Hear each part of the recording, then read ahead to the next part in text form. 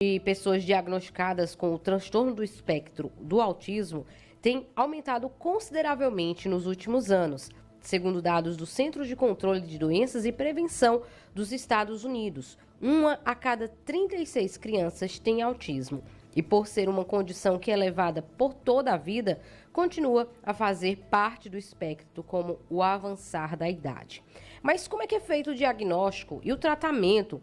Eu converso sobre isso agora com a psicóloga especialista em TEA, em análise do comportamento e do comportamento aplicada, Frínia Andrade. Bom dia, Frínia, seja bem-vinda mais uma vez ao Jornal da Cidade e já conte aí pra gente, o diagnóstico precoce pode, por exemplo, melhorar a qualidade de vida de quem tem o espectro?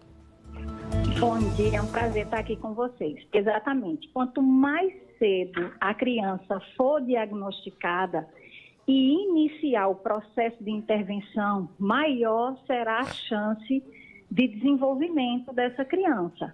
Então, o que é que a gente quer garantir com a intervenção precoce? É a neuroplasticidade, que na infância se dá de forma muito acentuada. Isso significa que a criança pequena, ela tem mais possibilidade de compensar as perdas, de desenvolver as lacunas que ela ainda tem dificuldade, como a comunicação, interação social.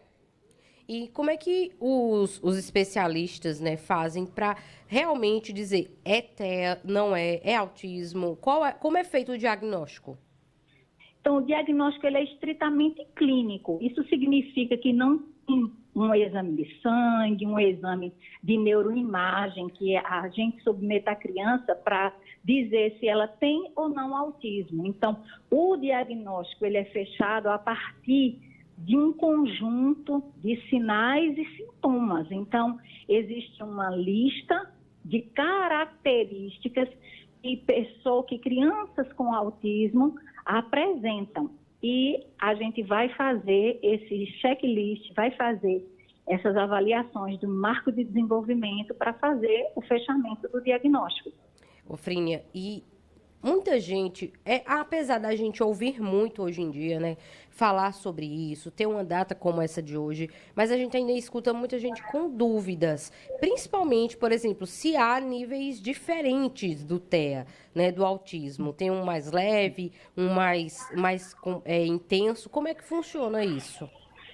No autismo a gente fala hoje em níveis de suporte, né, que pode variar do nível 1, que a gente está falando de um nível mais leve do autismo, nível 2, nível 3 de suporte, o nível 2 de suporte, então a gente está falando de uma condição moderada, e o nível 3 de suporte a gente está falando de uma condição mais, de uma necessidade maior de suporte. Então, para a gente tentar exemplificar para os ouvintes, sim, o nível 1, geralmente a gente vai ter a linguagem preservada, mas a gente vai ter hiperfocos, interesses restritos e repetitivos.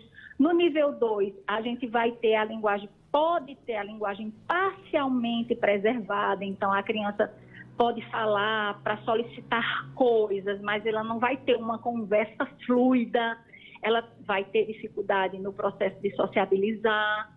E no nível 3, geralmente a gente não tem o desenvolvimento da linguagem. Então, essa criança vai se tornar um usuário de comunicação alternativa, né? Que existe vários protocolos, como o PEX, o DACA, e ela vai ter mais necessidade de apoio. Então, ela vai precisar de um AT em sala de aula, em tempo integral, ela vai precisar de mais tempo de terapia. Então, com isso, a importância da gente, do médico, da equipe clínica, mostrar para o pai onde está a criança naquele momento, no sentido do nível de suporte, vai dizer da intervenção personalizada a cada caso. E a gente falou sobre diagnóstico, tratamento e tudo mais, mas uma coisa muito importante também é a capacitação das pessoas que convivem, né, com quem tem TEA, porque isso afeta, né, diretamente no desenvolvimento daquele paciente.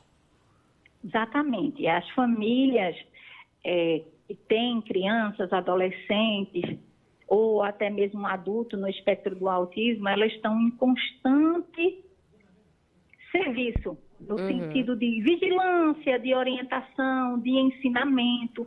Então, é importante que as famílias sejam orientadas pelos profissionais de como lidar com o comportamento, de como viabilizar uma maior comunicação, assim também como é importante que a família receba um apoio psicológico, porque é uma condição que acompanha o sujeito, como você muito bem pontuou, ao longo da vida. Então, no autismo não tem a alta, né? Ou seja, a pessoa não vai deixar de ser autista. Ela vai ser uma criança autista, um adolescente autista, entrará na vida adulta autista, será um idoso autista. Então, quando a gente tem como a gente tem uma condição continuada, é comum oscilações emocionais na família, comportamentais.